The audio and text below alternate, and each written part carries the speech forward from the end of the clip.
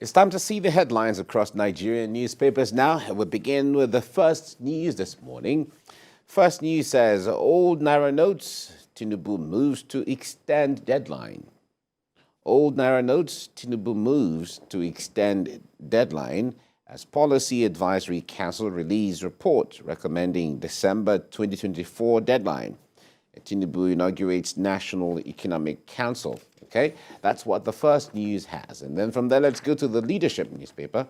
Leadership newspaper says it's focusing on reforms. You must step on toes. CSOs, lawyers tell Tinubu, you must step on toes. CSOs, civil society organizations, and as well as lawyers are telling Tinubu they want ministers unveiled. And no excuse for failure, President declares. It says that we begged, campaigned, and danced for the job. All right, to meet Yakasai, Akonde, and Sanusi. Okay, that's what the Leadership newspaper has on this Friday. From there, let's go to Nigeria News Direct. Tinubu seeks support from governors, list areas of priority for economy. Tinubu seeks support from governors, lists areas of priority for economy, and appoints 8 special advisors. Okay, all that you see on the front page of Nigeria News Direct. From there, let's go to Business Day. Business Day says Tinubu's advisors outline to-do list for $1 trillion economy. Okay. Tinubu's advisors outlined to-do list for $1 trillion economy. Right? That's really ambitious, but certainly is achievable. The Blueprint newspaper is the next, and he says, fuel subsidy removal, Tinubu upbeat as NEC mulls 702 billion naira palliatives for civil servants. All right, he's talking about the fuel subsidy, Tinubu upbeat as NEC mulls 702 billion naira palliatives for civil servants. All right, PMS consumption dropped from 67 million to 40 million liters per day, as the council is revealing this. Let's take Nigeria from potential nation to rapid economy. Tinubu is saying this. Seeks governors' support. Names Alake, Ribadu, Edun, special advisors. Okay, you see all that in the Blueprint newspaper if you open it. This Nigeria is next, and it says daily fuel usage drops from 66 million to 41 million. That's the National Economic Council revealing this. All right, most legislative financial support for vehicle manufacturers. And the FCT considers payment of, federal government rather, considers payment of 703 billion naira to workers to approach World Bank for loan. Okay, this is Nigeria, and Daily Trust is the next we're looking at now. I am not on the run. Malami is quoted as saying this. I am not on the run. Malami is saying that as former Minister of Justice. All right, Sirika denies invitation from EFCC and 8 Buhari's ex-ministers under probe. EFCC source is saying this. The ex-president's corruption war, a one-man show. As a Don is saying this, Nigerians reacting to sharing their opinion on this. All right, Kemi, that's what I have here. What do you have? Right. On the front page of The Nation is a report following the NEC meeting of Thursday. And The Nation says workers to receive cost of living and petrol allowances. That's on the front page of The Nation. For The Punch, the big story there is on APC Bigwigs jostling reportedly for ministerial slots as President Tinubu names 8 special advisors. Of course, we spoke extensively on that earlier in the day, on the show, I should say. Let's check out Daily Independent next. Tinubu addressing governors on Thursday, saying Nigerians are awaiting economic reforms to escape poverty. Nigerians awaiting economic reforms to escape poverty. That's on the Daily Independent. Nigerian Tribune also spotlights the economy labeled as poor, and President Tinubu addresses governors again. The takeaway for the Nigerian Tribune is, we asked for a tough job. We cannot complain. Tinubu addressing governors. Tinubu addressing the Economic Council on Thursday is the big story on the Vanguard still. And the president is quoted as saying no excuse for failure. No excuse for failure. That's from the president to the neck.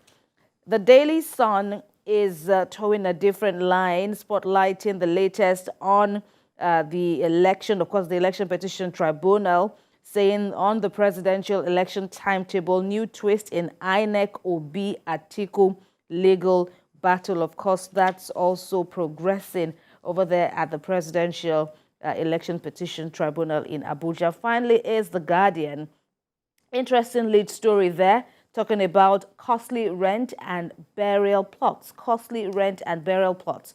No resting place for the poor, even in death. That's on The Guardian. Mike.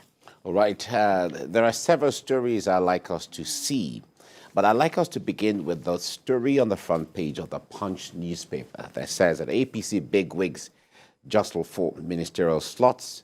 Tinubu names 8 special advisors. Okay. Now, the report came out, and in fact, before the inauguration, after the election, we got reports of so many people lobbying for positions and for appointments in the Tinubu administration. Some persons feel the entitlement of what they have done, how they have assisted the party to win the election. Of course, if they have the entitlement, there's nothing wrong in that. They invested for it. However, the point there is there are the issues of what kind of appointments will the president make right now? Is it to compensate people who have worked for the party to ensure that the government comes on board? Or is it to get technocrats who will begin to revamp and change the economy and even Nigeria to give it a turnaround? These are all the things. Was heavenly this coming in yesterday. A lot of persons I even went to the level of, using statements to even blackmail the government to the level where, well, if it wasn't for me, if it wasn't for us, or if it wasn't for our association or our organization, you wouldn't have garnered this number of whatever from this area, and so on. So you have all of that, but all those are expected. And as it is, of course, the president has started unveiling his team, his cabinet gradually, with the first appointments he made as his chief of staff, and then the secretary to the government of the federation weeks ago, and then this 8 appointments now just yesterday. Well, you've said that over time, over the years, an incoming administration, there is the sense of entitlement, and at the point when the president came on board, of course, not a few from within the party would have, will I say, use the Nigerian parlance, balance well, getting ready for them to be called upon. But if we look at how the elections panned out, the fallout of the election, the results actually gave, an interesting dimension, unprecedented if you observe the patterns over the years.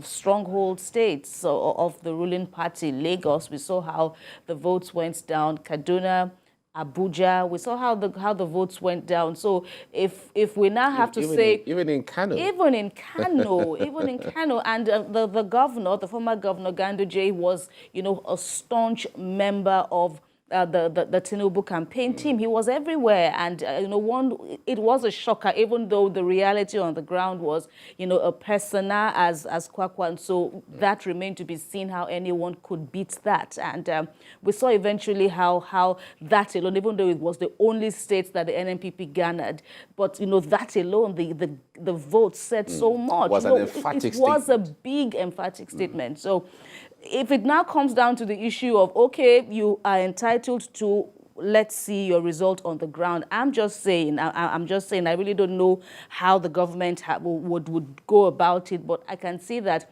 the government, from where I stand, is spoiled for choices from within and outside the party. And the president has also spoken as much as he would go all out for competence. And so the era of, entitlements, and in any case, the government is big. Some have even said it's over bloated. So there may even be, calls for us to also, if we're trying to save money, we might as well just cut down the cost of governance. It remains to be seen how the president will, wade through the murky waters of, selecting his men and women that will work with him on this onerous job, which he has said no one should envy him on. And obviously, this is not the first time he will have to, meander through politics.